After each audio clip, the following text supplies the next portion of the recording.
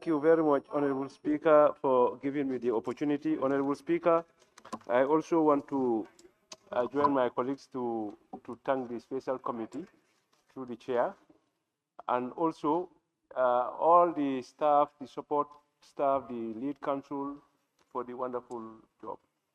And equally also to extend our appreciation to the witness who endeavors to come to face the special committee, because we need to appreciate, because without them, we will not be able to generate this report. So for that being the case, I think this is a collaborative effort to come up with this wonderful report. Honorable Speaker, for me, actually, I don't want to touch most of the points because already I have the report with me, but the purpose of this special committee is to at least counter the Jammeh Commission, because the Jammeh Commission was established and they did what they're supposed to do, because the perception was the former president looted the Gambian people or whatever. So if you happen to come up with an inquiry, you set an inquiry to investigate, I think the outcome of that investigation should be factual and be truthful. So for that being the case, even though if the president happened to the former president happened to loot Gambians and is subjected to investigation, I think those who are supposed to do that investigation, they should be able to be fair enough to treat him and come up with the facts. Because looking at this report, all the assets that were forfeited is like, instead, there are certain assets, like especially the vehicles. I think, hence it is a government vehicle.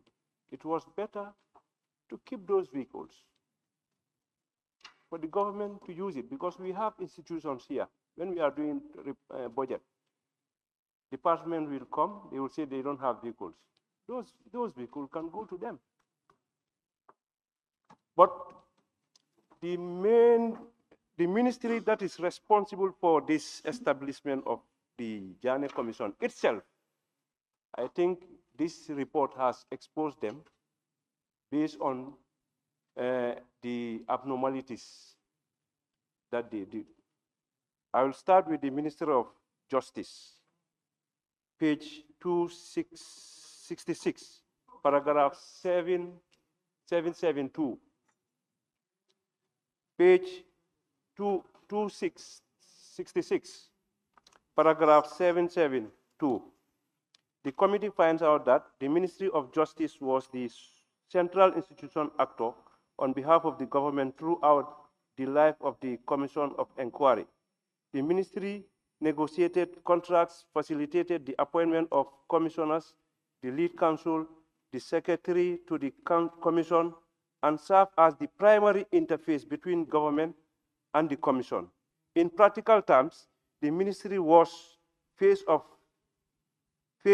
with the process of course of all which was done on behalf of the government. So basically, now, after doing all these things, the outcome was not fruitful.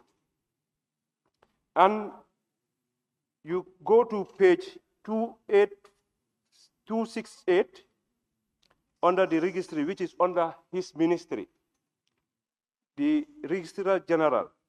The committee finds out that the record keeping will always tell us the paragraph also. Paragraph 781,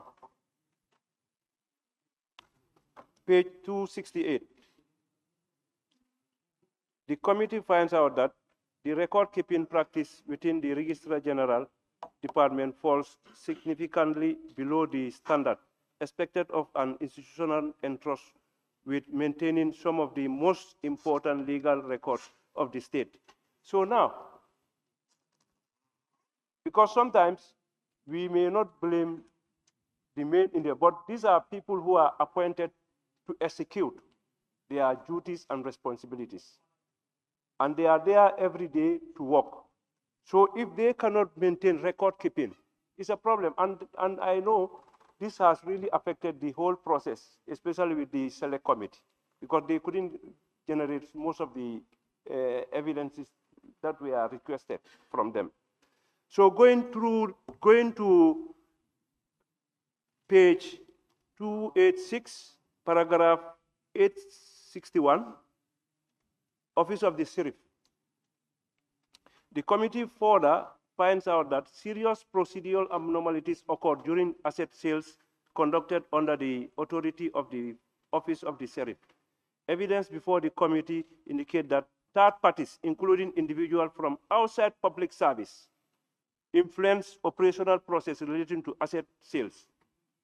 So which I cannot just understand. This is an established commission. How can you allow private individual to come and influence the process of selling? Up to an extent, they tell you this is the price of a cattle. I think as a Gambian, we have to be very fair to each other, because this is a lesson for all of us. Because at the end of the day, yes, former president, yes, he has cattle, he has asset, but whether it is in line or not, the commission has already established that. So, but if they establish that, I think we need to do the needful. These assets should come straight to the Gambian people, but not just to take it anyhow. Even tractors we are given were sold. Why? We have agriculture, we have farmers here. They could have just, at least give it to the Minister of Agriculture to distribute it again, or maintain it, in fact. So, but because I know at that time, the perception was too high, people think they can do anything, but I think this is a learning point for all of us, so that if we are in a position, we have to be accountable. They have to, scrutinize us. But notwithstanding, if you are scrutinizing somebody, you also need to do the needful. Not for you to scrutinize somebody, at the end of the day, you are found wanting. So for that being the case, those who are given this responsibility, especially the Jammeh Commission, the entire Jammeh Commission, I think the way and the manner they did this, and based on the report of the special committee, I am totally disappointed with the way they did the process, and and they really failed me as an individual. Maybe others will be satisfied with their inquiries, but for me personally, I am disappointed with the way the manners they did this thing, and in fact they were not fair to the Gambian people.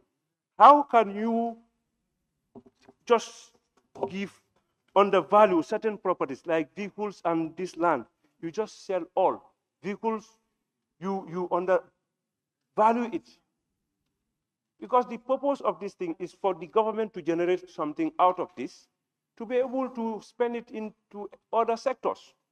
So, but like if you just do it anyhow, at the end of the day, we may not have anything about it.